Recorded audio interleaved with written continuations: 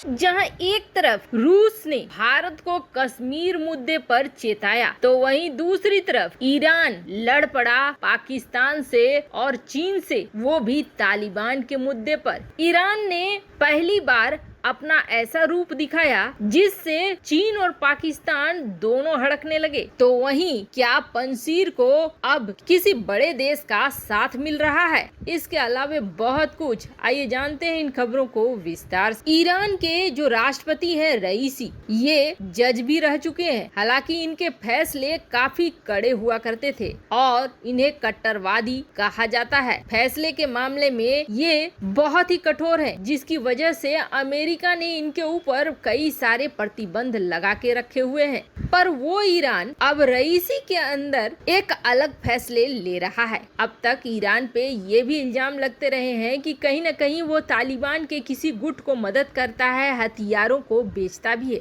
लेकिन जहाँ तक पंसीर की बात आती है, पंसीर को लेकर ईरान बहुत ही एग्रेसिव मोड में आ जाता है। ऐसा इसलिए क्योंकि पंसीर में जो ताजिक समुदाय है उन्हें बेहद खास और अपना मानता है ईरान। ईरान के राष्ट्रपति रईसी ने एक बहुत बड़ा अलर्ट जारी किया और एक आर्टिकल लिखा, या ये कहें एक खुला खत लिखा, जिसमें उन्होंने साफ साफ कहा कि पंसीर में जो हो रहा है वो बहुत गलत हो रहा है। पंसीर में जो हमला हो रहा है ये नरसंहार है और जो कमांडर मारे गए हैं वो शहीद है। आपको बता दें ये बौखलाहट बहुत ज्यादा इसलिए आई सामने क्योंकि पंसीर में लड़ाई के वक्त कई कमांडर मारे गए। जो प्रमुख कमांडर थे नॉर्दर्न अलायंस के, वो मारे गए, जिसके बाद और भी बौखला गया ईरान। लेकिन ईरान ने पाकिस्तान को बुरी तरीके से धोया। ईरान ने पाकिस्तान के लिए ये कहा बिल्कुल कड़े शब्दों में कि डियर फ्रेंड, हालांकि भाषा बड़ा सभ्य इस्तेमाल किया। इसे कहते हैं बड़े प्यार से सबसे कड़वी बात कहना। पाकिस्तान को संबोधित करते हुए ईरान ने ये कहा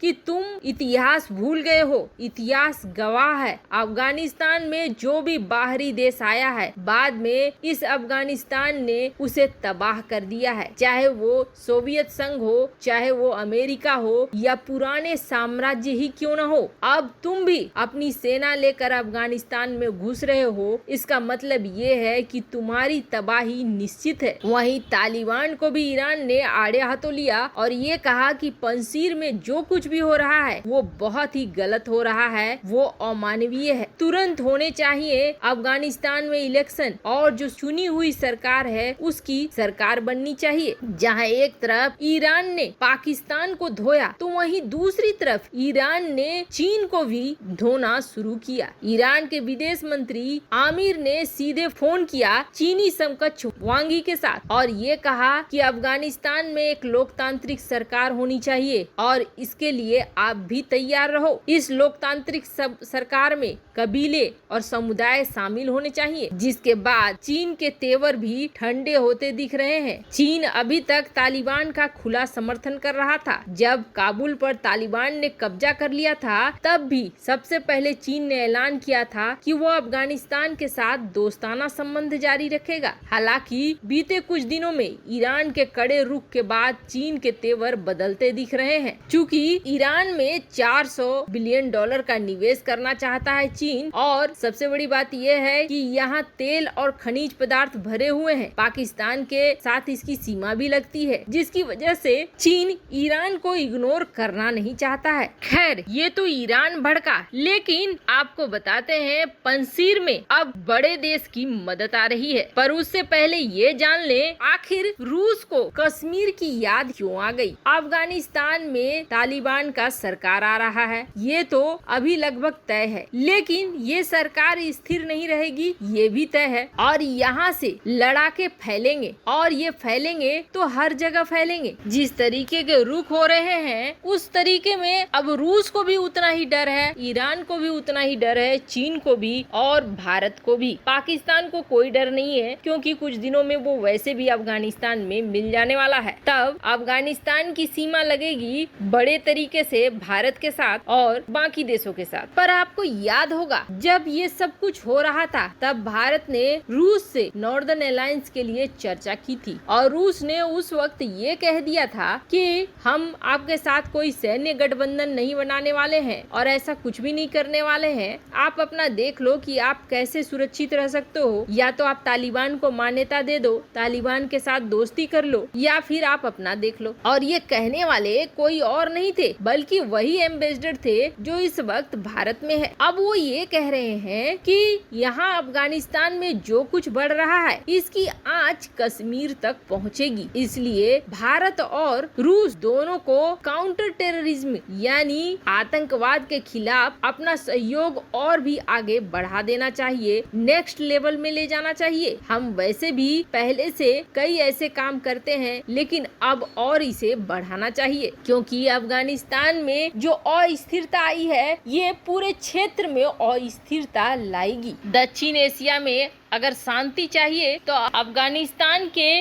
इशू को देखना बहुत जरूरी है। खैर, कश्मीर को लेकर रूस के राजदूत ने जो कुछ भी भारत को चेताया वो भारत बहुत अच्छे से जानता है और भारत ने इसके लिए तैयारी भी शुरू कर दी है। पर इन सब के बीच में तालिबान अफगानिस्तान से निकलकर भारत में आने की सोचे इससे पहले ही अफगानिस्तान में ये हालात होंगे कि आपस में ही कई सारे गुट भिड़े हुए रहेंगे।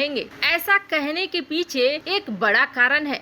अमेरिका के जनरल ने ये कहा कि हमें ऐसा लगता है आने वाले समय में सिविल वार शुरू हो जाएगा अफगानिस्तान के अंदर। और अब देखिए पंजशीर के लड़ाके जब ऊपर पहुँचे तो उन्हें हवाई सपोर्ट मिल गया। अब ये हवाई सपोर्ट किसने दिया? क्या कोई ऐसा बड़ा देश है जो ये चाहता है कि नॉर्दर्न अलायंस खत्म नहीं हो और तालिबान सफल नहीं हो? नॉर्दर्न अलायंस अगर खत्म हो गया तो तालिबान अपने मंसूबों में कामयाब हो जाएगा। कहा तो ये भी जा रहा है कि अहमद मसूद के रिक्वेस्ट के बाद और जियोपॉलिटिक्स जिस तरह की बन रही है ऐसे में बेहद जरूरी है कि अंतर्राष्ट्रीय समुदाय नॉर्दर्न अलायंस को खत्म होने नहीं देगा। तालिबान को आपस में उलझाए रखने के लिए नॉर्दर्न अलायंस को खड़ा रखना बेहद जरूरी है। ऐसे में संभवतः ये एयर सपोर्ट जो नॉर्दर्न अलायंस को मिला है इसके पीछे कोई न कोई बड़ा देश जरूर है। वैसे आपको क्या लगता है? जिस तरीके से